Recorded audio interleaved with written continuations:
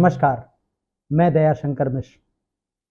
आज का दिन हिंदुस्तान के लिए बेहद ज़रूरी दिन है, बहुत ख़ास दिन है आज। आज हमारे सबसे बड़े नेताओं में से एक जवाहरलाल नेहरू का जन्मदिन है। उन नेहरू का जन्मदिन है जिन्होंने अपनी पूरी ज़िंदगी देश के नाम कुर्बान कर दी। और आज हम उन नेहरू के साथ क्या कर रहे हैं मुझे बताने की ज़रूरत नहीं, लेकिन बहुत से लोग हैं जो नेहरू के साथ आज खड़े हैं और उनको यकीन है कि अगर नेहरू नहीं होते तो ये देश कभी वैसा नहीं होता जैसा आज है। आज का एपिसोड नेहरू को समर्पित है, उनके उस विरासत को समर्पित है जिसे संभालने की इस वक्त सबसे ज़्यादा ज़रूरत है। नेहरू पर आगे बढ़ने से पहले एक किताब का जिक्र मैं करना पसंद करूंगा। यह किताब है लेखक पीयूष बवेले की नेहरू मिथक और सत्य। यह किताब हिंदी में है और संवाद प्रकाशन से आई है। इस किताब को आप ऑनलाइन प्राप्त कर सकते हैं। यह किताब नेहरू के खिलाफ किए जा रहे दुष्प्रचार का एकदम स्पष्ट प्रतिवाद है, तथ्यात्मक प्रतिवाद है। नेहरू मिथक और सत्य।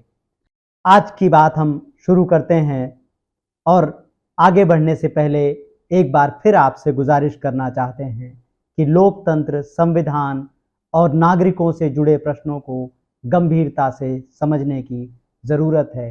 गांधी और नेहरू की विरासत पर जिस तरह से हमले हो रहे हैं उसमें अगर आप चुप बैठे हैं और अगर आप नहीं बोल रहे हैं तो आप दुष्प्रचार के साथी माने जाएंगे। नेहरू के जन्मदिन पर नेहरू मिथक और सत्य के लेखक पीयूष बवेले के लिखे एक लेख के आधार पर आज का यह एपिसोड तैयार किया गया है। सुनिए नेहरू की कहानी। जब जब नेहरू का जिक्र आता है तो मुझे यूनान के एक पुराने देवता प्रोमेथियस की याद आती है, जिन्हें हिंदी में प्रमथ्यु भी कहते हैं। प्रमथ्यु स्वर्ग से धरती को देखता था, नीचे देखता तो इंसान बड़ी बदहाली में दिखाई देता।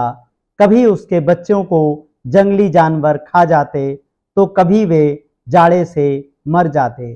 देवताओं की तरह दो पांव पर चलने वाला यह प्राणी सारे चौपायों से गया गुजरा नजर आता। तब प्रमथ्यु को एक युक्ति सूझी। उसने देखा कि स्वर्ग में आग है। इस आग ने देवताओं को बहुत से सुख, शक्ति और सुरक्षा दी है। अगर यह आग किसी तरह धरती पर इंसान के पास पहुंचा दी जाए तो इंसान अपनी बहुत सी पीड़ाओं से मुक्त हो जाएगा। आग पर स्वर्ग और देवताओं का कॉपीराइट था। प्रमथ्यु क्या करता?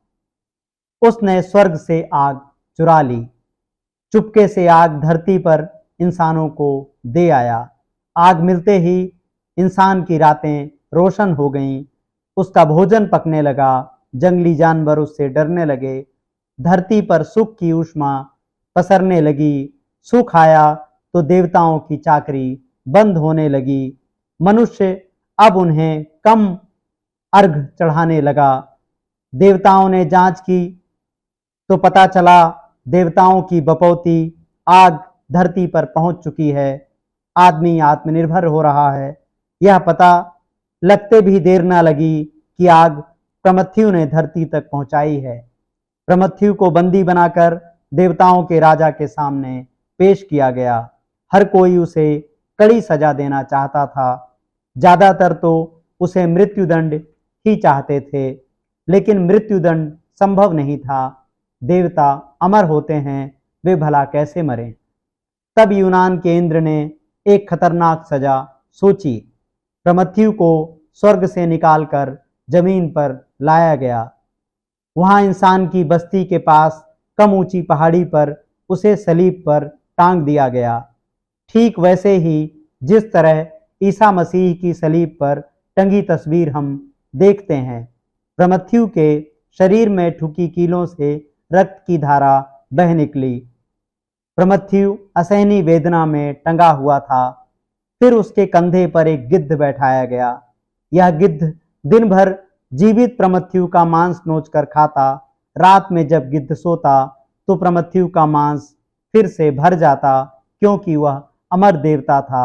सुबह से गिद्ध फिर वही काम शुरू कर देता। प्रमथ्यु की चीखें इंसानों की बस्ती तक पहुंचती रहती। सुबह की पहली किरण के साथ बस्ती वाले उस पहाड़ के नीचे पहुंच जाते। वे दिन भर प्रमथ्यु की चीखों को तमाशे की तरह देखते और शाम को फिर अपने घर आ जाते। जिन मनुष्यों के लिए सलीब पर टंगा प्रमथ्यु अपना मांस नुचवा रहा था और असहनीय पीड़ा झेल रहा था, वे उसकी लाई आग से आगे बढ़ रहे थे और उसकी बेबसी का उत्सव मना रहे थे। कथा यहीं समाप्त होती है, लेकिन कथा में बताई गई बात कभी खत्म नहीं होती। वह हर मनुष्य पर लागू होती है जिसे गोली से नहीं मारा जा सका। लिंकन गांधी सौभाग्यशाली थे, उन्हें गोली से मार दिया गया। नेहरू अभागे थे, जो देश की मरते दम तक सेवा करते रहे। जब तक वे सेवा कर रहे थे तब तक वे स्वर्ग की आग भारत तक ला रहे थे। वे बहुत लाडले थे। उनके जाने के बाद हमने उनके किरदार को सलीब पर टांग दिया, गिद्ध की तरह उसे नोच रहे हैं। पहाड़ी के नीचे खड़े होकर उनकी पीड़ा का तमाशा देखने का सिलसिला इतना लंबा हो गया है कि तमाशाइयों की नई पीढ़ी यह भूल ही गई कि इस शख्स को किस बात की सजा दी जा रही है। आज नेहरू के जन्मदिन पर उन्हें फिर याद दिलाता हूं कि नेहरू का जुर्म यही था कि जब अंग्रेजी राज में वह सारे सुख भोग सकता था तब वह बागी हो गया। वह नौजवान ही था जब उसने जलियांवाला बाग हत्याकांड की रिपोर्ट विस्तार से तैयार की।